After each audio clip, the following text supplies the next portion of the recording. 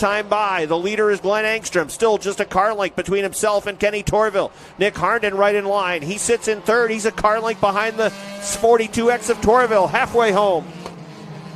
Glenn Engstrom out in front, and he is not gapping very much over Torville and Harnden. So Harnden now shaping up, and he looks to the inside of Torville, trying to take the second spot away. We now get on the far side of the halfway point. Engstrom the leader. They're side by side for second. Harnden on the inside. Kenny T on the outside. Nick Harnden has not won. Oh, no, and Jeremiah King back to the pit area in the 75. King's night is over. Harnden has not won since opening night of 2024. And now he is trying to take the biggest mini stock winner's share that these drivers have raced for, maybe in their entire mini stock racing careers. Glenn Engstrom still the leader. King back onto the racetrack now in the 75, right out in front of your leaders. And Harnden is now the sole possessor of the number 2 position. Don't look now, but here is Fountain on the inside. Fountain on the outside. Coro on the inside. They get together exiting turn number 4. King back to the pit area in the 75 car. And keep your eyes on 22 and 61 as they make their way towards the front of the field. A couple of heavy hitters clashing literally that time by when they exited turns number 3 and 4. Engstrom the leader, Harnden second. Speedy Brissett is now up to third. Kenny T and JP Coro the top 5. Jake Fountain, Josh Blake, Steven Brissett, Tyler Bell, and Junior Laporte.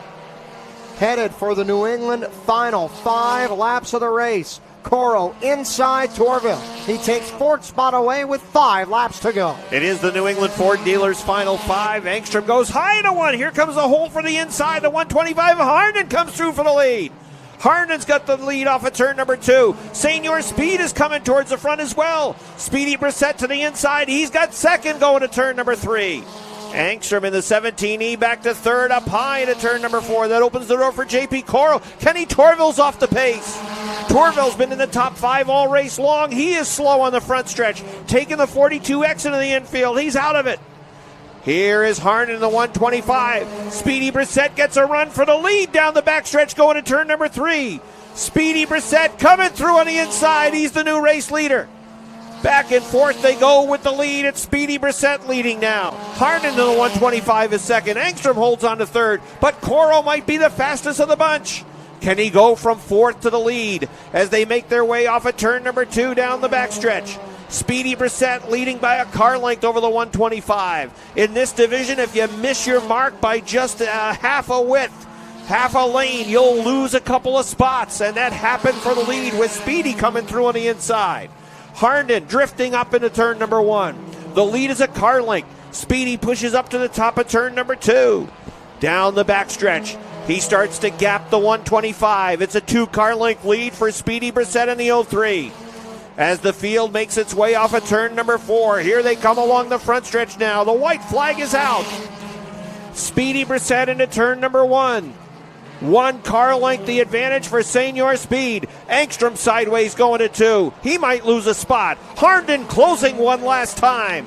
Who's it going to be? Harnden onto the back bumper. Sideways is Speedy into turn number 4. Looking to come through is Coro. Look out, Speedy to the infield. Drag race, Coro's going to win it. Speedy is second. Third is Glenn Engstrom.